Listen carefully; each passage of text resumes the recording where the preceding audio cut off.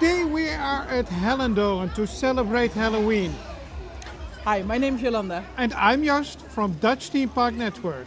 Let's dive in.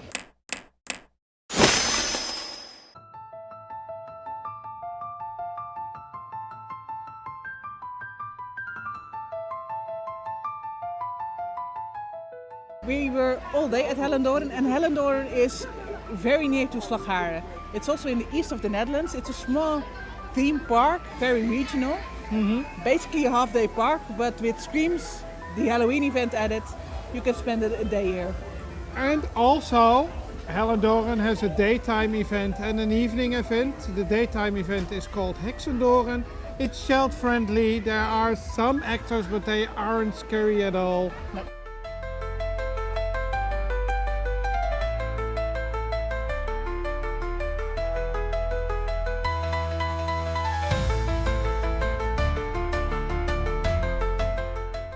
At 5 o'clock the first haunted house is open, and then it gets a little bit scarier, and 6:45 there's a fireworks show, and that is the start of Screams, the evening event.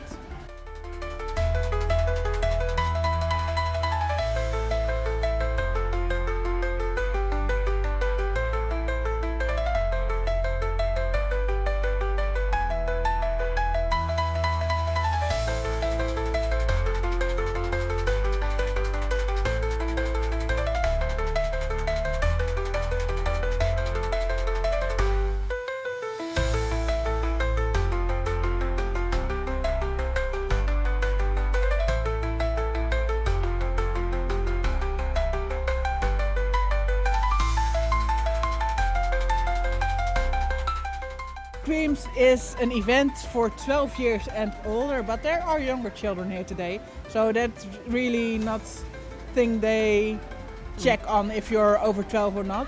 But it is a scary event. It's, although compared to Slagharen and Toverland, it's the least scariest, I think. Yep. There are 3 scare zones and there are 4 haunted houses. We tried to do all of them, but we failed. And the reason is we had a ticket for every house at a full hour, and the last one was the newest edition, Crystal Palace, but the wait time was so long and we didn't have dinner at that point. So we decided to skip that line and skip the experience. The capacity of that attraction is really, really low. And they sold too many tickets, so that was a fail for us. But the other 3 houses we did do, and they were a little bit underwhelming. I had some expectations of this event because Slagharen, it was the second time they were doing this, and this event has been here for a couple of years. It's been a very popular event in the region, so I had some expectations. Let's discuss all of them. Our first one was the Witch House. Yeah. And it started off really well. Yeah, it had some good points and moments, but it was very dark to cover up that it wasn't really that well decorated. At some points you couldn't see anything at all. There were some fun scares, some fun scenes. The decoration, where there was decoration, was well done. But you can see this is a little bit an older house in my experience. Yes, definitely. The second one was the Horror Hotel. It's in the same building. It's in the same building. It was better, I think.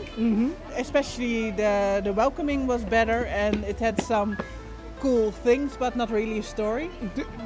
They tried to add a story. There was a wedding that went wrong, and the groom and bride were missing in the hotel, and you have to find out what was going on. It was just an haunted house. It was a fun experience. It was basically the personal backstage area that was transformed into an haunted house. It was still visible. They tried to do a good job. However, I liked the lift element in the experience.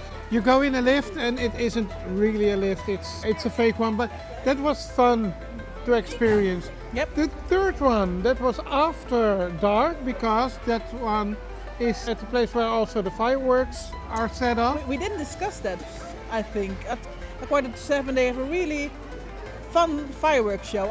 It was bigger than I expected. Yes, indeed. This wasn't a cheap, easy fireworks show. No. We put a lot of effort into it. And that at 6:45 because it wasn't completely dark at that moment. It's the first evening they do Halloween. They also have 4 evenings there. It's the second. They started the last second. week. Okay.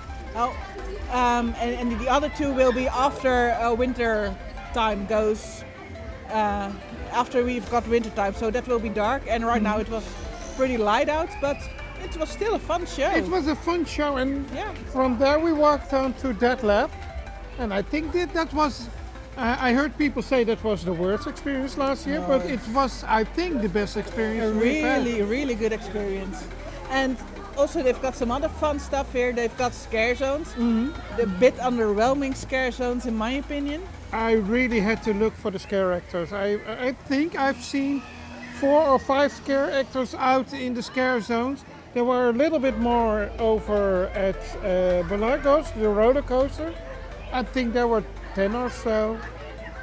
But they don't have really some interaction with visitors. They walk around, they have a chainsaw or an axe or something, and they just walk and look at you. But there was no moment that I was thinking, well, you are really into scaring me or give me a creepy vibe or something. No. They also have a free experience here. We aren't able to do that one. And they've got a DJ at the soundstage over there. That's fun. That's something I've But never this is seen. actually the only nighttime event I know with a free walkthrough experience. Yep, That's true. a big plus for Hellendoorn. Although Slagharen had a free show. That was also a lot of fun. Yep, that was also a lot of fun. If we look at the event, would you recommend to do this? Well, it's in the region of Slagharen, and Slagharen has Halloween events on Friday, and all the Hellendoorn Halloween events are on Saturday. So if you're into Halloween, it's a really fun weekend to spend here. Would I recommend this? It's if you have to choose one, then I would go to Slagharen, In this region or Toverland? or Toverland or Walibi. It's not the best event. Something about the costs of this event. You Yep. pay approximately 25 euros to enter the park. And of course you have to pay for every house separately. And those are around 5 euros each. Yep. I think Very comparable to Slagharen. yeah, The Walibi and Toverland Halloween events are much more expensive. for sure. Well, that's all for Hellendoorn. We go to the hotel, I guess. We're going to Walibi tomorrow. Yep, go to the hotel, have a good sleep to visit Walibi tomorrow. Hope to see you in the next video. See ya!